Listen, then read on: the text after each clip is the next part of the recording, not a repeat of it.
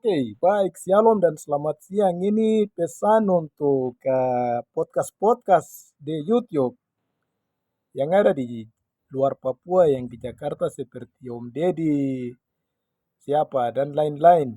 Yang selalu mengundang ketompu orang-orang Papua untuk melakukan podcast atau wawancara dengan mereka.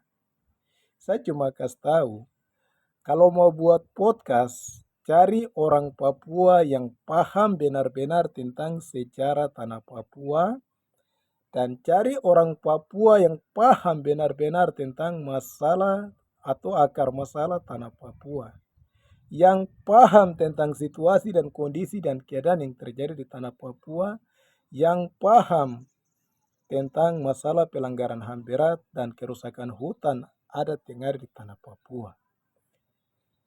Jangan asal ambil orang Papua yang tidak pernah kami kenal dia sebagai kepala suku, terus bawa dia di wawancara atau podcast, terus mengklaim dirinya sendiri bahwa dia adalah kepala suku. Salah satu contoh seperti Lenis Kogoya, terus Manu Wopon atau Emmanuel Wopon yang dari Kombut, Povendigul, dan masih ada banyak orang Papua yang bapak kamu yang YouTuber atau orang-orang yang di luar Papua yang selalu mengundang orang Papua untuk di podcast atau wawancara. Orang-orang seperti begitu tidak usah undang mereka karena mereka tidak paham baik tentang tanah Papua. Asal bicara, mengklaim diri sendiri kepala suku. Sejak kapan kami orang asli Papua dari 7 wilayah adat ini kenal dorang? Apalagi si Abu Nawas itu, Denis Kogoya itu. Paku tipu banyak untuk cari uang. Sejak kapan orang Papua pilih dia jadi kepala suku? Oke?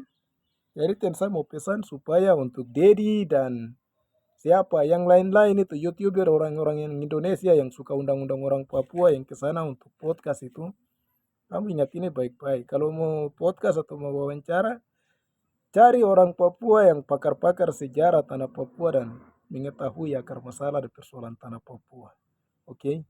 Salam waras untuk kamu semua.